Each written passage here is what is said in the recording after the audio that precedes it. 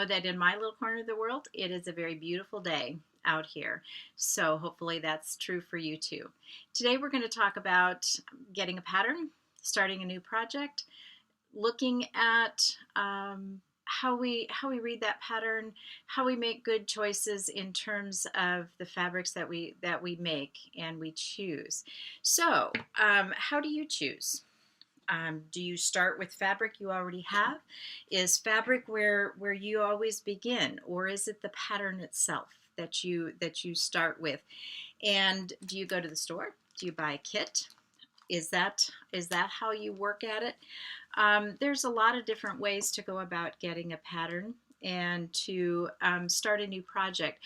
For me, I get a cup of coffee, cup of tea. I sit down and I have my pile of possibilities and I will start paging through them. And in my pile of possibilities, it is um, patterns, it's things that I have found, it is pictures, it's sketches that I've done when I've seen something and I start to sketch to make my own projects. And so I have all these different things. And so I finally get to a pattern and I say, okay, this is the one that I am going to use and make my next project. So now what happens? Do I run to the store, turn my pattern over and look at the back of it, and I'm trying to get this where you can see, and I go and I buy exactly what it says on the back of the pattern and come home, open the pattern, and then I start cutting. I just take off and go.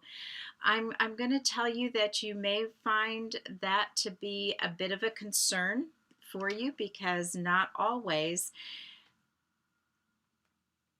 do we have enough fabric. Not always do we want to look at the pattern in the same way as the person who made it. Let's take, for example, this pattern right here. It's one of my own, and I have used this pattern before many times, and I've taught it many times. Some people do not like the fact that I stopped the borders. They want to continue that border all the way around. Well, that's going to be more fabric than what I have stated on the back of the pattern. And sometimes they want to change the way the little stars in here, those are friendship stars, and they want to change those up and do something different with those. And so that's going to take more fabric or different kinds of fabric. So how do you want your pattern to look? And so study it. The first thing that I used to tell my students in school is read all the directions first. Before you start an assignment, before you start working on something, please read the whole pattern. It seems simple enough, doesn't it? But it's something that we don't necessarily always do. So once I'm starting to read the pattern, I look at it, I've read through it, and I've noticed that their directions have been from making, say, half square triangle or a flying geese or some other block in a particular way. It's the way they probably get their best results from, and they've put it in the pattern for us. But I have a different way of making half square triangles. Or if I have 30, 40, 50 half square triangles that I need to make, and they're all going to be out of the same pattern, I may want to make them using the papers, and that wasn't the directions given in the pattern. So therefore, I'm going to need different amounts of fabric to do that. So read your pattern, go all the way through it, find out how you're going to sew each part if you understand it, if you're going to change it, have it look a little bit different than what they did. I know that through the years, many people always want the quilt that they're making to look exactly like the front of the pattern. And unfortunately, by the time the pattern is produced and out on the market, those fabrics can be long gone, and we don't have them any longer from that point of view. So we've read the pattern, we've chosen it, we've decided how we're going to make it, and now it's time to go and get the fabrics that we need to make this quilt that we're going to make. And I'm going to switch over to the other camera for just a moment, and I'm going to talk about we've had the back of the pattern. We see what our fabric requirements are. We've made our changes. We've got some space here to write in our notes. Do we need more fabric of one kind or another? Do we go to the store? Do we buy all new fabric? Do we go to our stash? Do we have pre-cuts? Do we have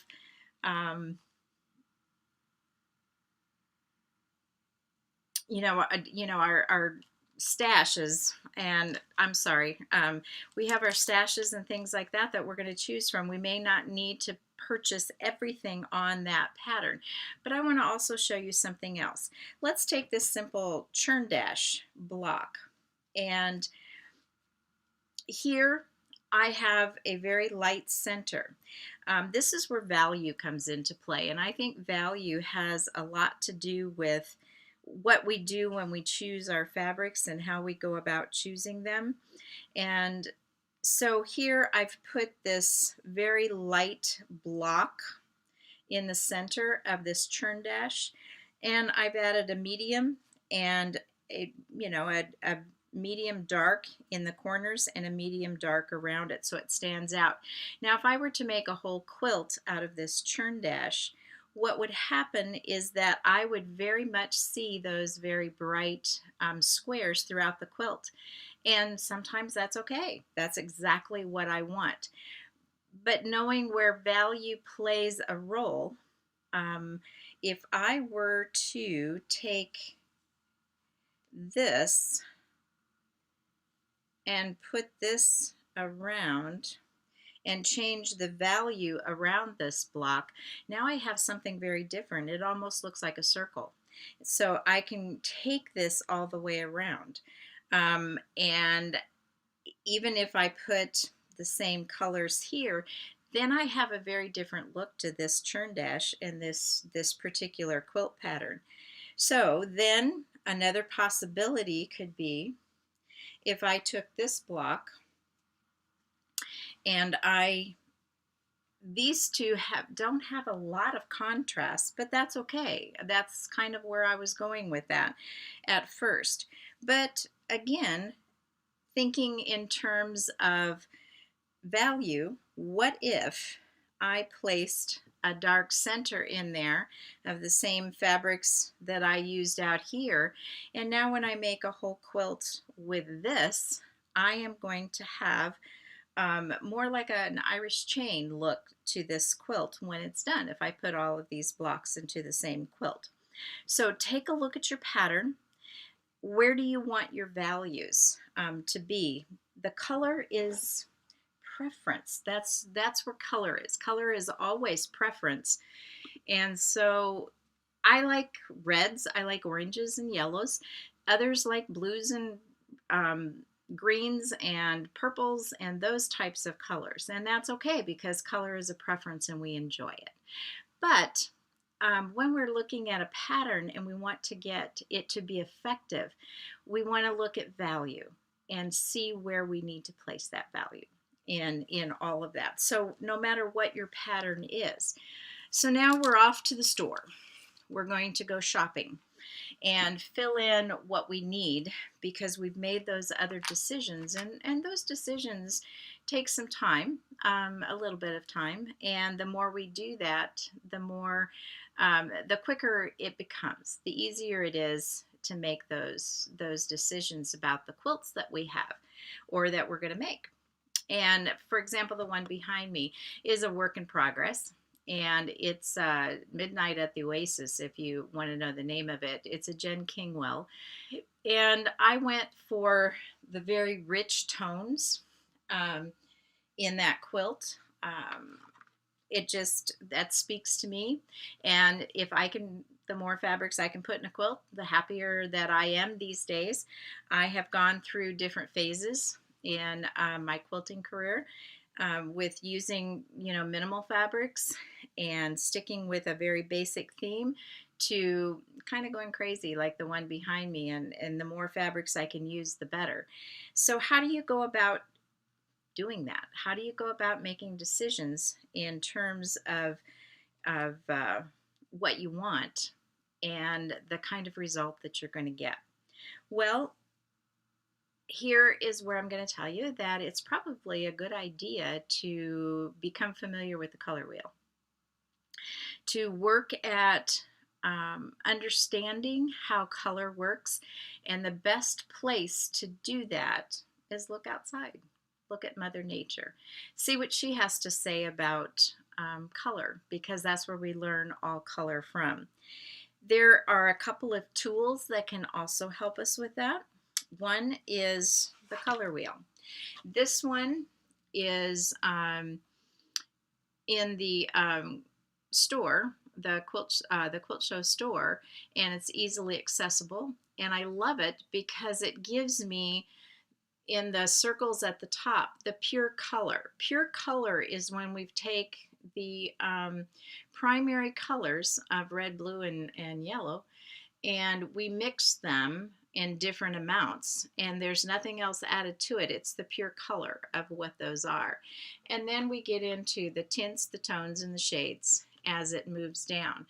On the back side, what makes this really wonderful is that all these little let me turn the camera. I think you can see it a little bit better this way. Here, they give you the different possibilities for adding colors to that. So we have our pure color up here. Then in these little boxes, or these little areas, they're giving us monochromatic. Monochromatic is when you use all of the same color in, or hue, in a quilt. So if you make a blue quilt or a yellow quilt or a green quilt, and you're using all the shades of yellow or green or blue, whichever hue or color that you have chosen. Then we have the complementary. We go straight across, so this golden yellow, and if we went straight across, we'd have a blue violet in our color wheel. They also show split complementary and triadic colors, and that's evenly divided 3 ways across that. Analogous is where we take, say we're going to do yellow, and we go on either side of the yellow, and we choose those, and we run that across the color wheel, and we end up getting those choices that we want to make for our quilt. The other tool that I really like to use and I take with me is the Ultimate 3-in-1 color tool. And I do use this quite a bit. It shows you how to use it. It gives you the color wheel again. It talks about the pure colors up here. They're primary colors that have been created by blending any 2 or 3, 2 of the primary colors together, and how much you've put into one or the other. It goes into tints, where white is added. The shades is when black has been added. Tones are when pure color, when a pure color, a tint or shade has been grayed in some manner. So then it goes through all of that and explains it. But here's where the real magic happens for me, is that you have your pure color up here, and it says pure right in here, and then you have your tints, and then it goes into your shades again, so you can get a feel of where you want to go with your quilts, and how to choose color. There's a few other ways that I have of doing that, and I'm going to suggest that a couple of things for you to do. One is just to look outside and see what colors are in nature.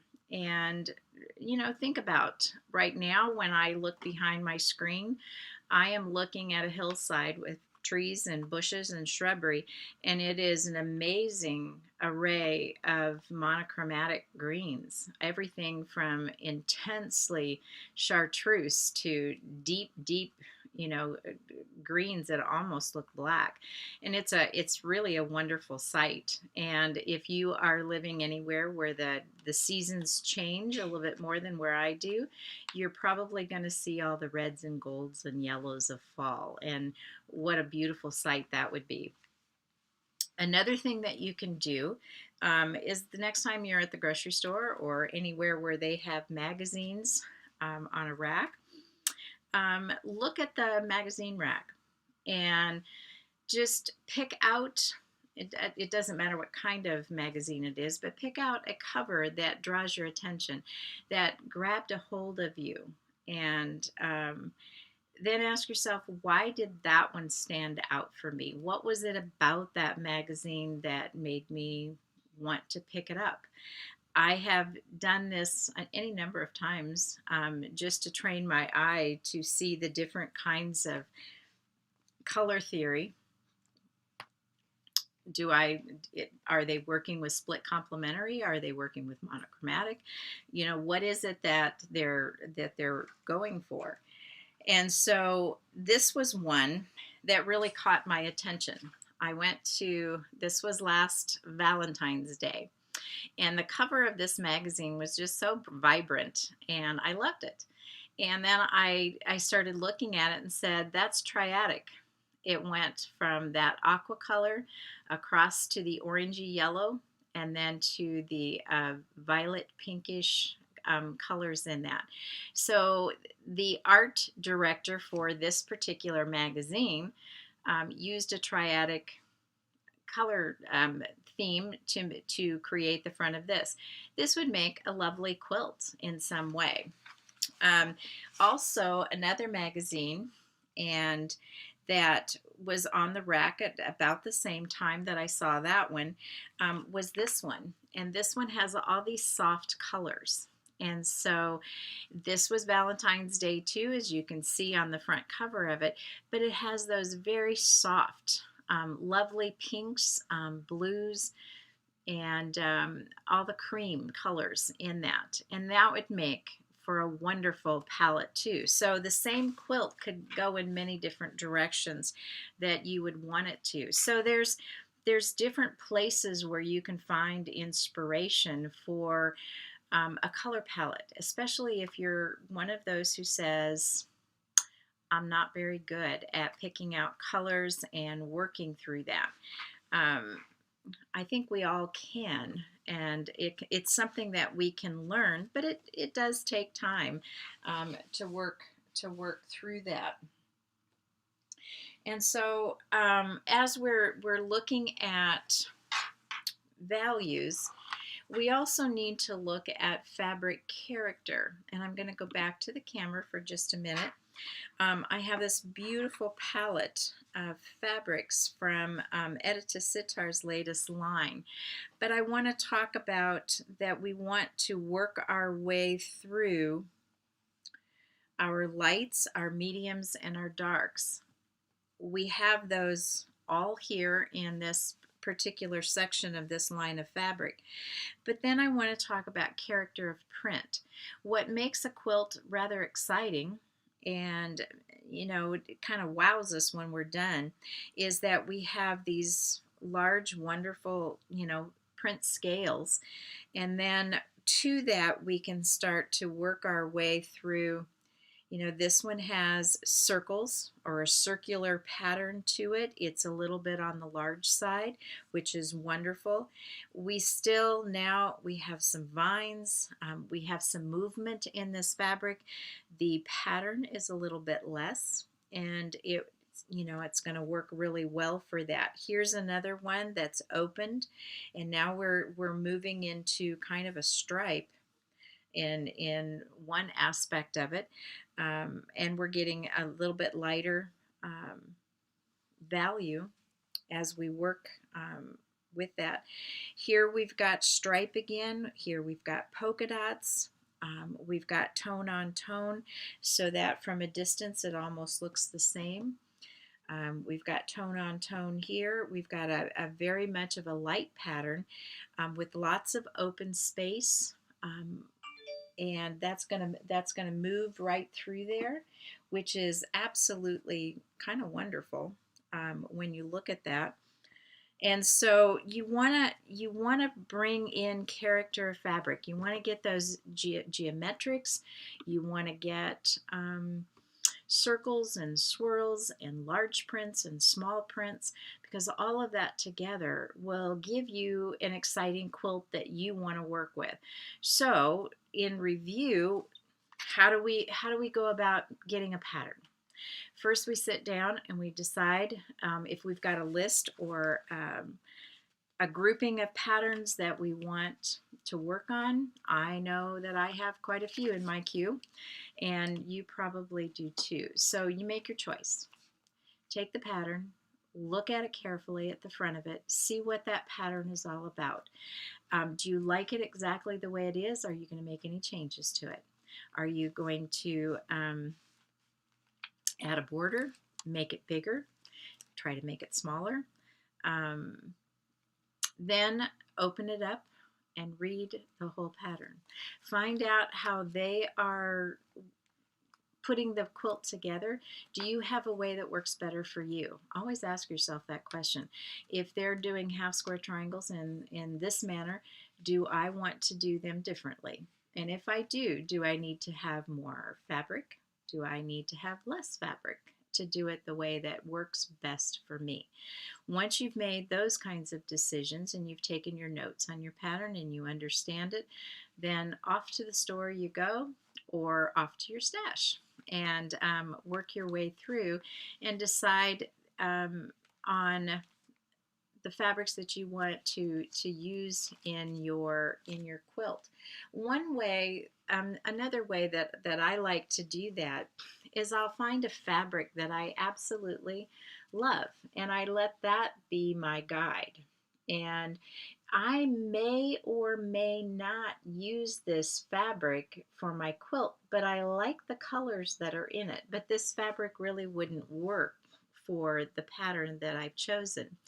And so I'm just going to use it as inspiration and use those blues, those yellows, those pinks and violets that are in there and make my quilt from that. And then if I, run into a problem with that, the other thing that's really handy is on the side of most of these, they have these little dots.